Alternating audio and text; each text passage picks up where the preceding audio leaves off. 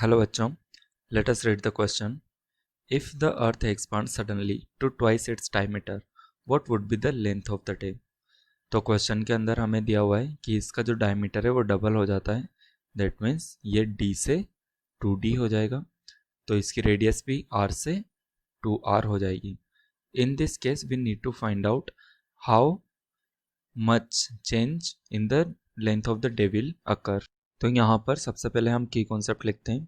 की concept conservation of angular momentum, conservation of angular momentum. अगर हमें torque, external torque and external force दोनों zero दिए हुए हैं, in such condition angular momentum will remain constant. Let us suppose this is a sphere. Earth can be considered as a sphere, solid sphere. This is the sphere.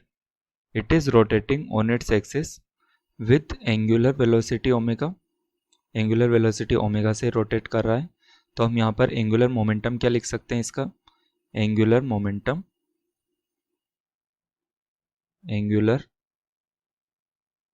Momentum is equal to I into omega. I क्या होगा? I is the moment of inertia, and the moment of inertia in case of the solid sphere कितना होता है? I is equal to 2/5 M R square. यह हमारा moment of inertia होता है. तो फाइनली जो हमारा एंगुलर मोमेंटम है वो हो गया 2/5 M R square into omega. अब हम यहाँ से ओमेगा को क्या लिख सकते हैं? Let us suppose the earth is completing 1 revolution in time T. तो ये इसका टाइम पीरियड हो गया. और 1 रिवोल्यूशन के अंदर कितना रेडियन होता है?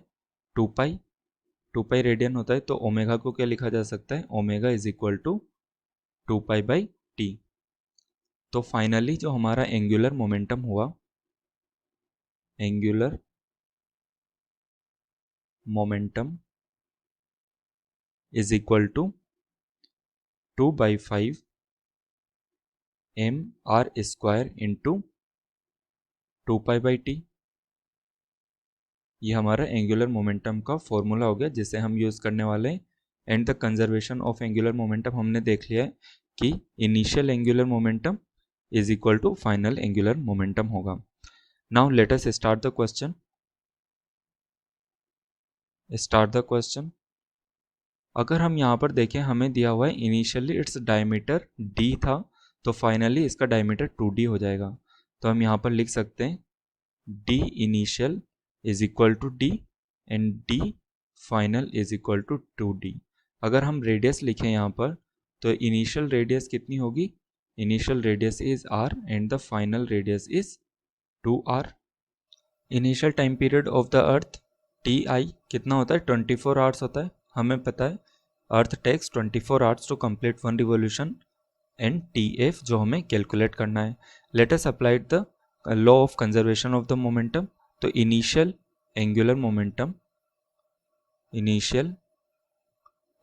Momentum is equal to final angular momentum when it's diameter becomes double. तो इनिशियल एंगुलर मोमेंटम, हम यहाँ पर एंगुलर मोमेंटम का हमें फॉर्मूला पता है, तो हम यहाँ पर लिख सकते हैं 2/5 एम आर स्क्वायर इंटू 2 पाई/टी. टी कितना है? 24 hours is equal to final क्या होगा?